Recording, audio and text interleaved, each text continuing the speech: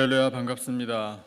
오늘도 하나님께서 우리에게 귀한 은혜 베풀어 주시고 새로운 날 주셔서 참 감사합니다.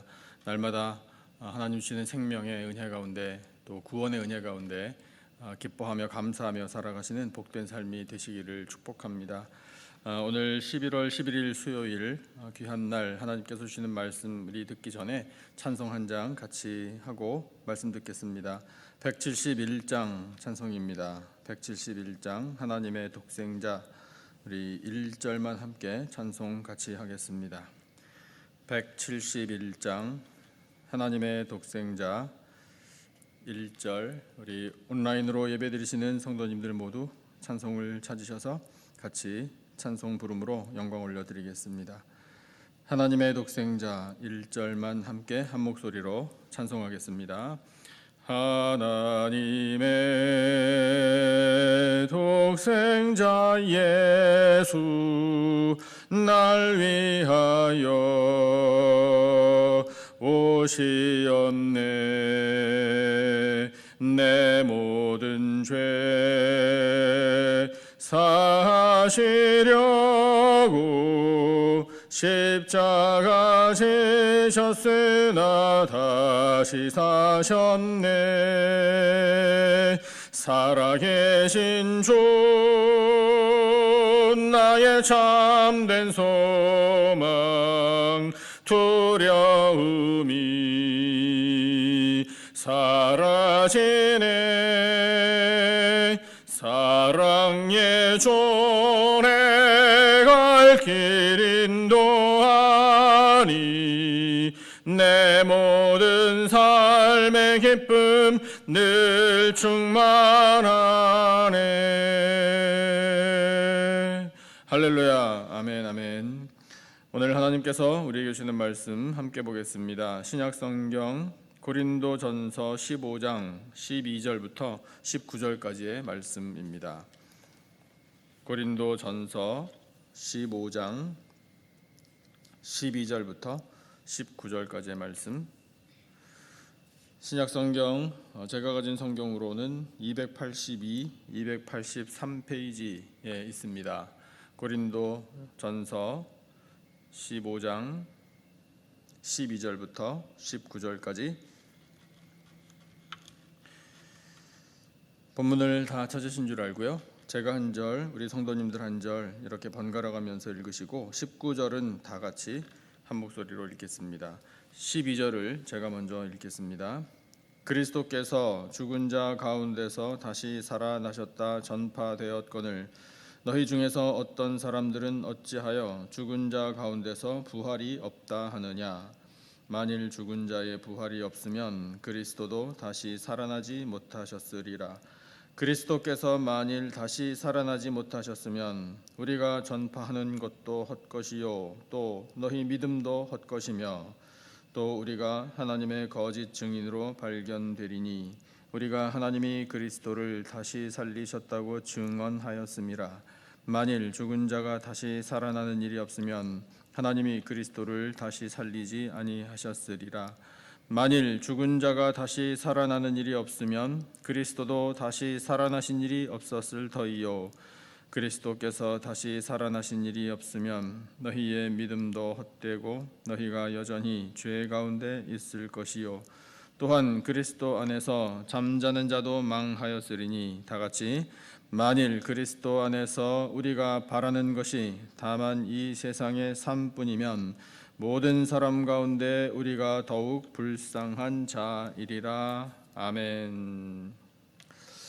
예수님은 부활하신 우리의 주님이십니다. 할렐루야. 아멘. 우리는 예수님의 부활을 믿는 사람들입니다.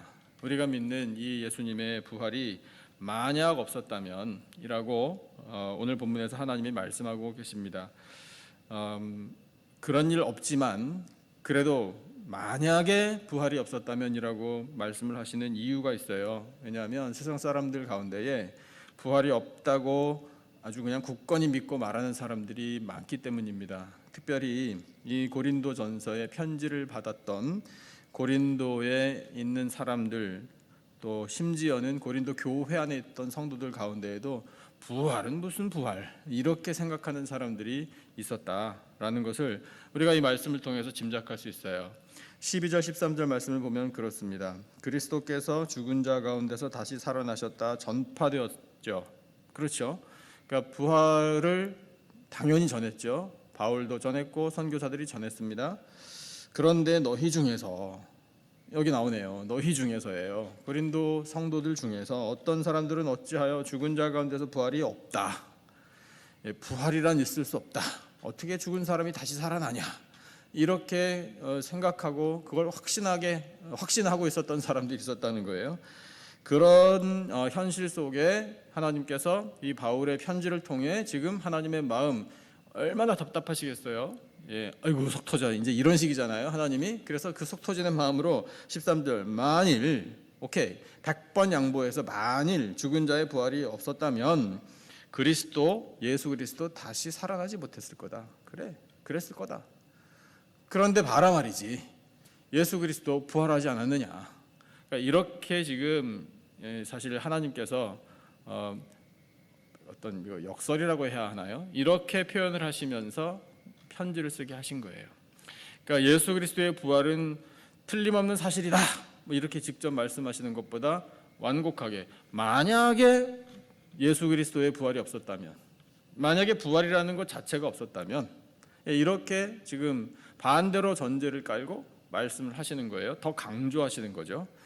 바울이 이 편지를 쓰면서 편지를 받는 사람들 마음에 정말 부활이 없다라는 것을 이렇게 깨지지 않는 고정관념으로 갖고 있는 사람들이 있다니 얼마나 안타까움을 가졌겠습니까? 그러니까 그런 안타까운 마음이 바로 하나님의 마음이었어요. 그것을 우리가 느끼게 됩니다.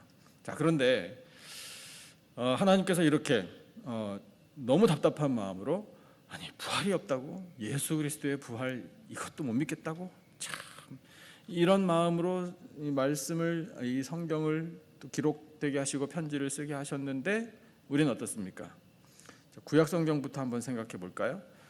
죽은 사람이 되살아나는 일이 있습니까? 없습니까? 이런 질문도 사실은 우문이죠. 당연히 있죠. 구약 시대 때 있었던 일 한 두 가지만 생각해 볼까요? 엘리야 선지자와 엘리사 선지자가 활동했었을 당시에요. 죽었던 아이가 되살아나는 일을 엘리야와 엘리사의 기도를 통해 하나님께서 이루어 주셨습니다. 예수님 공생의 사역 때는요, 더 확실하게 보여주셨죠. 많은 사람들이 목격했습니다. 회당장 야이로의 딸 다시 살려주셨죠. 나인성 과부의 아들 다시 살려주셨죠. 관에서 시체를 꺼내주셨습니다. 그 다음에 나사로, 무덤 속에서 썩어가던 시체 다시 살려주셨잖아요. 그 다음에 예수님 십자가에 달려 돌아가실 때 무덤 속에 잠자던 많은 성도들의 몸이 일어났다. 성경에 그렇게 기록되어 있어요. 사도 바울이 설교를 할 때 저녁에 이제 3층 창에 걸터 앉아 설교를 듣던 청년이 졸다가 떨어져 죽었잖아요. 근데 바울이 어떻게 했습니까? 끝까지 그 청년을 붙들고 밤을 같이 보냈습니다. 기도했겠죠. 그렇게 함께 했더니 그 청년이 되살아나는 그런 기적도 일어났습니다. 그러니까 성경에 이런 기적들, 죽은 사람이 다시 살아나는 일들을 하나님이 왜 보여주실까요? 분명하잖아요. 부활은 있다. 부활은 사실이다.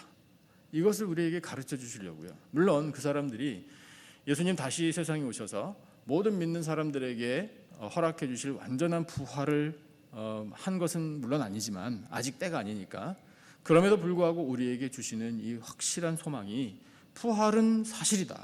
부활은 확실히 있다. 죽은 자 되살아난다. 이게 바로 하나님의 은혜다라는 사실을 우리에게 깨우쳐 주시는 참 은혜로운 사건들이죠.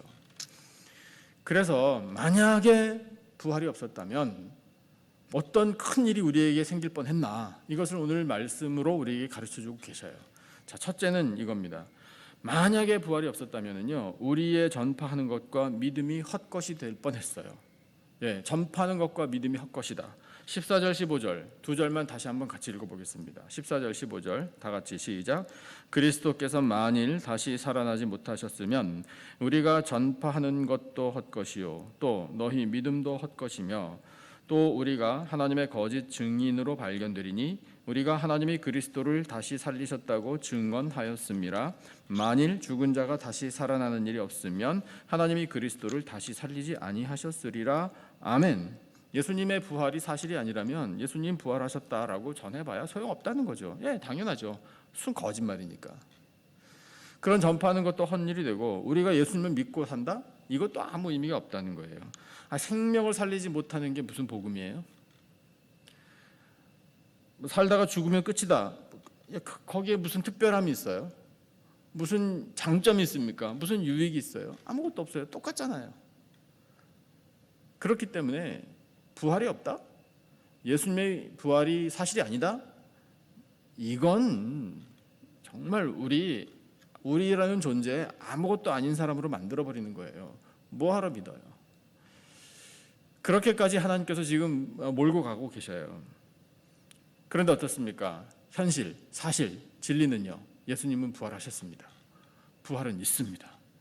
그 예수님이 부활하셔서 우리에게 그 부활의 권능을 베풀어 주시고 부활과 영생을 허락해 주시려고 세상에 오셨다라고 요한복음 선포하고 있잖아요. 요한복음 3장 16절 17절 또 이 시간에 기억해야 합니다. 3장 16절만 한번 다 같이 암송해 보죠. 시작. 하나님이 세상을 이처럼 사랑하사 독생자를 주셨으니 이는 그를 믿는 자마다 멸망하지 않고 영생을 얻게 하려 하심이라. 예, 그 영생을 얻을 수 있는 방법이 뭡니까? 부활이잖아요. 부활을 해야 영생을 얻지. 부활하지도 않는데 죽은 상태로 무슨 영생을 얻겠습니까? 그러니까 우리는 이 하나님의 말씀이 정말 우리에게 부활은 사실이다 라는 사실을 다시금 일깨워 주시는 것임을 우리는 감사함으로 받아야 돼요. 그래서 우리는 더 이상 부활이 사실이기 때문에 우리가 전파하는 것이 헛된 것이 아니라 의미가 굉장히 크며 정말 중요한 것이며 우리의 믿음은 살아있고 믿음으로 생명을 누리고 우리는 거짓말쟁이가 아닙니다. 우리는 진리를 전파하는 사람이 되는 겁니다. 두 번째, 만약에 부활이 없었다면 어떤 일이 생길 뻔했나? 우리가 죄 가운데 있다가 망해버렸을 거예요. 죄 가운데 있다가 망해버린다. 17절 18절 말씀에서 하나님이 그것을 일깨워 주십니다. 17절 18절 두 절 말씀 같이 읽어보겠습니다. 시작. 그리스도께서 다시 살아나신 일이 없으면 너희의 믿음도 헛되고 너희가 여전히 죄 가운데 있을 것이요 또한 그리스도 안에서 잠자는 자도 망하였으리니. 아멘. 예수님께서 부활하지 못하셨다면 우리는 죄 사함 받을 길이 없었을 겁니다. 예수님께서 십자가에 달려 돌아가신 것이 어떤 의미인지 우리는 또 되새겨야 합니다. 죄인이 당했어야 할 형벌을 대신 당해주신 거예요. 그 죄의 값은 죽음이에요. 그러니까 하나님 편에서 볼 때에 죄인들은 죽어 마땅한 거예요. 그것이 형벌인데 그 정해진 형벌을 예수님이 대신 당해주신 거예요. 그래서 이 죄인들의 죽음의 그 값을 치러주신 것이 십자가의 죽으심임을 우리가 분명히 압니다. 그걸 또 믿어요. 그런데 만약에 예수님께서 십자가에 달려 돌아가심으로 그것이 끝났다면 우리의 죄는 완전하게 사함받지 못했을 거예요. 우리의 죄가 완전히 사함받을 수 있었던 이유가 부활이에요. 십자가에 달려 돌아가신 예수님이 다시 부활하신 덕분에 드디어 죄사함이 완성된 겁니다. 그러면 만약에 부활이 없었다면 어떻게 될 뻔했나요? 죄사함 없었던 거죠. 완전히 죄사함 받지 못하는 거예요. 그러면은 어떻게 되는 거예요? 죄인인 우리가 그냥 죄인이에요. 이 죄로부터 해방받지 못해요. 그러면 죄 가운데 있으면은 결론이 뭔가요? 어떻게 되는 거예요? 죄 가운데 있는데 구원받아요? 죄 가운데 있는데 천국 갑니까? No, 그럴 수는 없어요. 결코 일어나지 않습니다. 죄 가운데 있으면은요 망해버리는 거예요. 지옥의 형벌을 당합니다. 이건 하나님이 정하신 이치예요. 하나님께서 정하신 이 영적인 원리란 말입니다. 그런데 예수님께서 부활하신 덕분에 우리가 드디어 죄 사함을 얻고 부활하신 예수님, 그 예수님의 부활의 능력이 오늘 우리에게도 임하여 우리 비록 죄인이지만 용서를 받은 죄인으로 살아갈 수 있게 되었고 이 죄인에서 의인으로 변화를 받았고 죄로부터 자유를 누리게 된 사람들이 드디어 된 겁니다.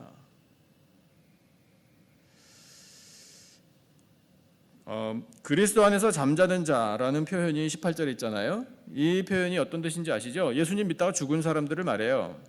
예, 그럼 예수님 믿다 죽은 사람들도 마찬가지예요. 예수님의 부활이 없었다면 그냥 그걸로 끝이에요. 그냥 그렇게 무덤 속에 그냥 그렇게 잠을 자다가 그 시체 멸망길로 가는 거예요. 그러니까 예수님의 부활이 없었다면 살아있으나 죽으나 다 똑같이 망해버렸을 거다. 이걸 우리에게 말씀하시는 거예요. 그런데 그것이 아니니 얼마나 감사합니까? 예수님께서 부활하신 덕분에 우리가 살아있으나 또 우리가 죽어 있다가 예수님 다시 오시나 아무 상관없이 전혀 문제될 것 없이 다 같이 죄 사함이 완성되고 예수님 덕분에 우리도 부활하여 영생을 누리게 될 수 있습니다. 세 번째, 만약에 부활이 없었다면 우리의 소망이 이 세상에 머물렀을 겁니다. 예수님의 부활이 없었다면 우리가 바라보고 우리가 꿈을 키우고 소망을 갖는다라는 것이 이 세상에 국한될 뻔했다고요. 그러면 이 세상의 것들이란 뭡니까? 이 세상에 소망을 둔다라는 건 뭐죠? 그러니까 우리가 쉽게 알 수 있는 것들이잖아요. 우리가 그렇게 얻고자 하는 것들이잖아요. 대부분요. 그걸 무시해서는 안 됩니다. 우리 육신의 건강이 굉장히 중요하고요. 이게 하나님의 선물이에요. 재물 없어서는 안 되는 거예요. 이것도 하나님의 선물입니다. 우리의 관계, 이거 다 하나님이 주시는 은혜 아니겠습니까? 가정도요, 자녀들도요. 그래서 또 우리의 지식, 능력, 판단, 모든 것 다 어떤 것이든지 간에 소위 사물이라고 말하는 것들, 이런 것들 다 하나님께서 우리에게 주신 선물이에요. 그러나 우리의 궁극적인 소망은 아닙니다. 그러니까 세상에서 우리가 하나님이 주신 선물을 받아 누리며 해야 할 일은요, 잘 쓰는 거예요. 우리가 살아있는 동안에 잘 쓰라고 건강과 재물과 지식과 능력과 많은 것들을 우리에게 주시는 것 아니겠습니까? 그래서 그것을 거룩하게 하나님의 뜻대로 정말 선하게 사용하여 영광을 나타내면 되는 것들이에요. 그러나 우리의 소망은 아니에요. 우리의 소망은요, 이 세상이 아닙니다. 우리의 소망은 이 땅에서 몇 스퀘어 피트 그걸 깔고 앉아 사는가, 이게 아닙니다. 우리의 소망은요, 영원한 하나님 나라예요. 영원한 것이 우리의 소망이 돼야 돼요. 영원한 나라에서 주시는 그 영원한 건강과 영원한 기쁨과 영원한 평안, 영원한 즐거움, 영원한 영광, 이것이 우리의 소망이란 말입니다. 그런데 그 소망을 우리가 깨닫고 그 소망을 가질 수 있게 된 것이 예수님의 부활 덕분이에요. 예수님께서 부활하지 않으셨다면 그런 소망을 우리가 가질 수가 없었어요. 만약에 그래서 우리가 예수님의 부활이 없어서 이 세상 것들의 마음 그저 거기 국한되어서 그런 소망을 가지고 어떻게든지 우리도 좀 더 많이 취하면서 많이 얻으면서 많이 획득하면서 좀 살아봐야 되겠다, 만약에 그렇게 살았다면요, 그런 소망을 우리가 가지고 있는데 예수님을 믿는다, 이걸 생각해 본다면 사실 그렇잖아요. 고린도의 지역에서 이 편지를 받았던 사람들도 그랬을 것이고 초대교회가 대부분 그랬습니다. 그러니까 핍박 가운데 있었어요. 어려웠다고요. 예수님을 믿는 것 자체가 힘들었어요. 박해가 심했고요. 그 다음에 세상 사람들의 조롱, 이런 것들이 참 많았습니다. 아니 뭐 예수는 뭐하러 믿느냐, 이런 시기의 분위기가 많았단 말입니다. 뭐 그때나 지금이나 뭐 그런 것들이 뭐 여전하지만, 그럼에도 불구하고 이 핍박이라는 것이 워낙 강했기 때문에 참 힘들었잖아요. 근데 그런 것들을 그리스도인들은 다 감내했다고요. 견뎌냈어요. 고통스럽고 재물 빼앗기고, 그 다음에 언제 뭐가 들이닥칠지 모르는 불안함 가운데 모여서 예배드리고 교제하고 하나님의 영광을 나타내려고 그렇게 참 하루하루 힘들게 살면서도 믿음을 끝까지 지키려고 애쓴 많은 사람들이 초대교회 우리 믿음의 선진들입니다. 그런데 우리 그들의 가지고 있는 소망도 이 세상 것이라면 예수님의 부활이 만약에 없어서 훨씬 불쌍하지 않냐 이거예요. 뭐하러 예수 믿어? 힘들어 죽겠는데? 그냥 똑같이 살아도 되는데? 어차피 다 뺏길걸? 어차피 다 없어질걸? 누려 노세 젊은 노세. 네. 나이 많아 늙어지면 제대로 놀지도 못하니 지금 젊을 때 누릴 수 있을 때 누려야지. 참 답답하다, 아이고 한심하다, 이런 비난까지, 그런 측은함까지 일으키는 일이라고요. 그런데 사실은 어떻습니까? 불쌍해? 불쌍하기는 진짜로 불쌍한 사람은 이 부활을 모르고 믿지 않는 사람들이 불쌍한 거다라고 하나님 말씀하시는 거 아니에요. 비록 이 땅에서는 가진 것 없고 고통스럽고 참 모든 것을 견디며 믿음을 지켜야 하는 어려움 가운데 있을지라도 그 모든 것을 다 상쇄시키고도 충분히 남을 만한 이 영원한 은혜를 보장받은 사람들이 바로 부활의 증인들, 부활을 믿는 사람들 아니겠습니까? 바로 오늘 우리의 이야기예요. 그래서 만약에 부활이 없었다면 이라는 이 전제는 이제 우리에게 사실 해당되지 않는 이야기예요. 그러니까 하나님께서 뭐 시간 낭비하시려고 이런 말씀을 주셨을까요? 아닙니다. 부활을 확실히 믿으라. 부활은 있다. 부활은 이제 너희들 것이다 라는 것을 말씀하시려고 이렇게 반대로 역설적으로 말씀을 하신 것뿐이지 더 강조하신 겁니다. 그래서 우리는 이제 부활을 믿어요. 부활을 확신합니다. 그러면 부활을 믿고 예수님 부활을 또한 확신하는 사람들은 이런 근본적인 영적인 문제 더 이상 이제 문제로 겪지 않잖아요. 문제를 겪지 않는 것에 머물 일이 아니라 이제 우리는 한 걸음 더 나아가 뭐 유익을 좀 누려야 될 것 아니겠습니까? 우리가 부활은요, 완전한 부활은 맞아요. 예수님 다시 오셔야만 얻을 수 있어요. 하지만 오늘도 우리는 부활을 누릴 수 있습니다. 오늘 우리가 누릴 수 있는 부활이 도대체 뭐겠습니까? 오늘 우리가 읽은 이 본문 속에 나와 있는 이 모든 것이 다 우리가 누리는 유익 아니에요. 우리가 전할 때 그것이 능력이 있어요. 우리가 믿는다라는 것이 곧 생명이에요. 그렇죠? 우리는 진리와 함께 살아가는 사람들입니다. 우리의 소망은 영원해요. 이것이 근본적으로 영적으로 누리는 유익 아니겠습니까? 그래서 그런 유익을 가지고 그런 은혜를 가슴에 품고 이제 세상에 나가는 거예요. 얼마나 살기 힘들어요. 요즘에 하루하루. 하지만 우리에게는 부활이 있기 때문에 이 어려운 상황을 이겨낼 수 있다 이겁니다. 삶의 터전에 피해가 있고 어려움이 불어닥쳐요. 지난 주일에 바람이 얼마나 세게 불었는지 우리 이 야외에 설치한 텐트가 다 날아가고 찢어지고 부서지고 그랬어요. 정말 불어닥친다라는 게 어떤 건지 눈으로 보게 됩니다. 그런데 환란이 우리의 삶의 터전에 불어닥쳐요. 어떻게 할 거예요? 어쨌든지 우리는 이겨내야 되잖아요. 잘 버텨야 하지 않습니까? 근데 그 버틸 힘이 어디서 나오는 거예요? 부활신앙에서 나오는 거예요. 우리는 부활합니다. 부활할 수 있기 때문에 그게 오늘 살아갈 수 있는 힘이 되는 거예요. 능력이에요. 이것이 바로 부활을 확신하는 사람들이 누리는 은혜입니다. 만약에 부활이 없었다면이라고 말씀하실 정도로 하나님께서는 우리 한 사람 한 사람이 부활을 확신하기를 원하고 계셔요. 그래서 예수님의 부활을 믿고 예수님을 믿는 우리도 부활할 수 있음을 믿고 또한 은혜를 누리기를 하나님은 원하고 계십니다. 우리 모두 이 부활이 확실하다라고 말씀하시는 이 하나님의 말씀을 가슴에 새기고 세상에 나가 살아갈 때에 이 어려운 시대를 잘 헤쳐나가며 승리하며 영광 나타내며 살아가는 부활을 누리며 살아가는 복된 인생들이 다 되시기를 부활하신 예수님의 이름으로 축원합니다. 우리 주신 말씀을 기억하면서 아까 불렀던 찬송 171장 3절만 함께 같이 찬송하고 기도하겠습니다. 171장입니다. 171장 3절 선한 싸움 다 마친 후에 우리 주님 배우리라. 171장 3절 우리 한 절만 말씀을 기억하면서 같이 찬송하겠습니다. 선한 싸움 다 마친 후에 우리 주님